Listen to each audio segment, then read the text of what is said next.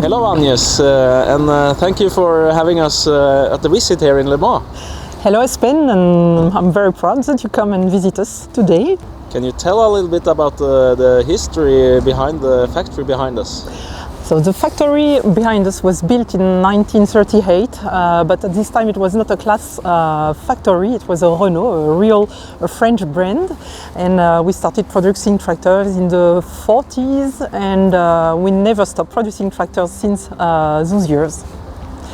So it's a lot of history behind these buildings. Yeah, it's true. A lot of evolution, because we started mainly with small tractors for the French markets, but the history, I would say, changed a lot in 2003 when CLAAS handed over this company and bought it to Renault, and then start a real new story for the tractor.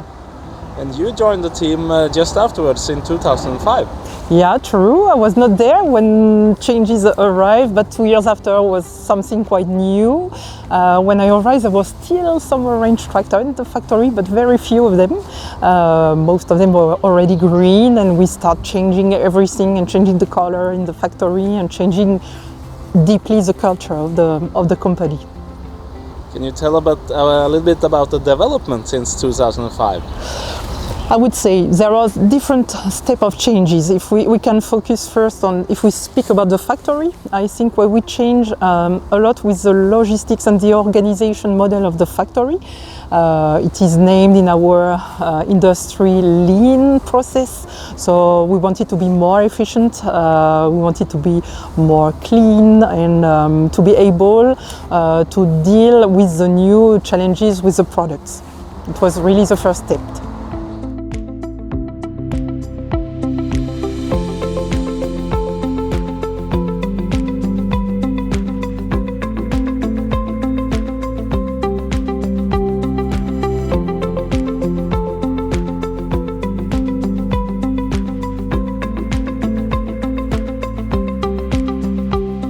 In 2010 you opened a new painting. Yeah, there were different steps of modernization. I would say in 2008 we started with the cabs assembly line to make it to give the capability to deal with the huge number of cabins we have to produce. In 2010 we changed also with a new, we invest in a new paint shop. It was a 10 million investment. The idea was the one before was too old and had no capacity to welcome the big tractors like the 900 that arrived. So, and we wanted to modernize, also to increase, to have a better quality for paintings and so on. So we decided for this big investment. And also the last year we have been an investment of about 40 million euros. Yeah, it was really the, I would say, the most important transformation of the factory. Behind the change was driven by, I would say, the worker himself. We wanted to give him support to be able to face the complexity in production, and also to be able to make a new step forward regarding our ambition for quality and to serve the customer. So it was completely reviewed, repainted, a new assembly line, much more modern, with much more digitalization in the production concept. Now you can work with, you have connected screwdrivers, you have auto-guided vehicles to drive the tractor, we can work with mobile to collect the parts and so on. So we are now, I would say, in the industry 4.0.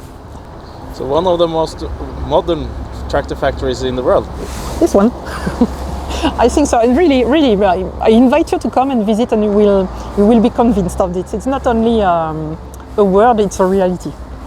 And how many employees is it inside here?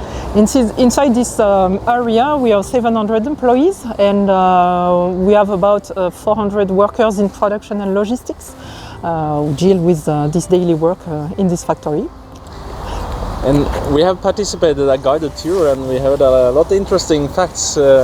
You're producing a lot of tractors each day.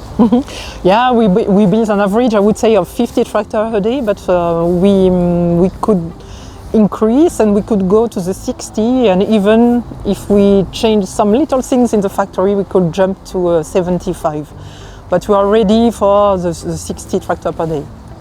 But it's quite challenging times nowadays.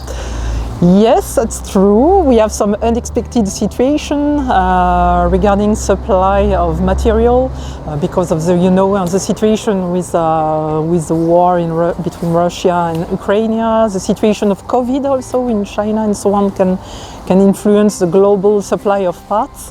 But we have to deal with it. We have to adapt. We have to be agile and flexible, and we find solution on a daily basis. And thanks to agility, we will succeed to increase our level of production, and I hope that we will be able to jump again in this production level, because the demand is there for the moment.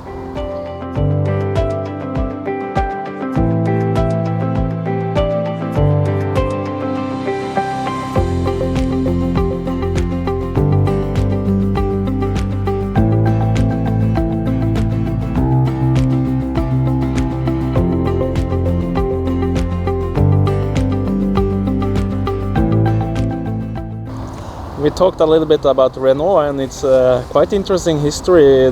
They were the first with 4-point suspended cabin. Yeah, the first with a 4 suspended cabin. It was a really something recognized in France, and we kept this culture because it was really something that is interesting for the customer. Another thing maybe is that we didn't speak about TerraTrak, but it was also a tractor from the 1918.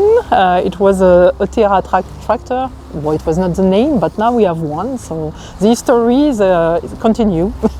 Because now we are building the 900 series with the TerraTrak. Yeah, that's true. It's built here in partnership with our colleagues from Paderborn, because they are the one who built the track itself. But we produce the tractor here and put the track on the tractor here in Le Mans.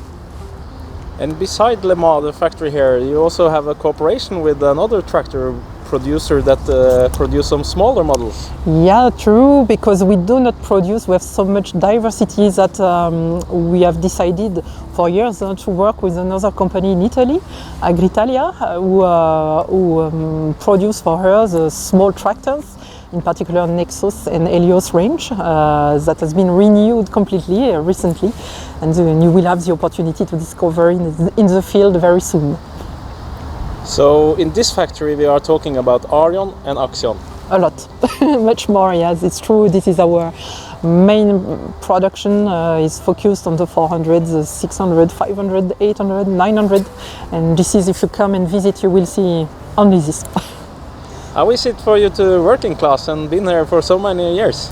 Yeah, it's true. I was started in 2005. It's a great experience because it's really a big family.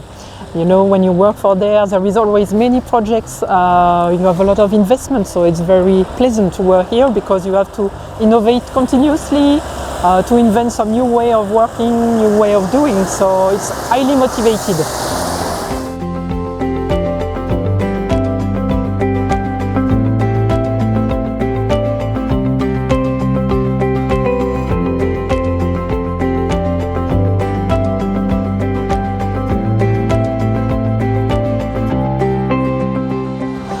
I think that digitalization will continue because it's really a source of improvement. It helps you to be more efficient. It helps to give support also to the worker. Often there is, to me, no competition between digitalization and human. It's really a tool to support the human, and it's really the philosophy of what we do here in the factory, and we take it as a support to be more efficient. And it is really helpful and opens some new way to be more flexible and agile and to face many challenges. I think it will continue, really.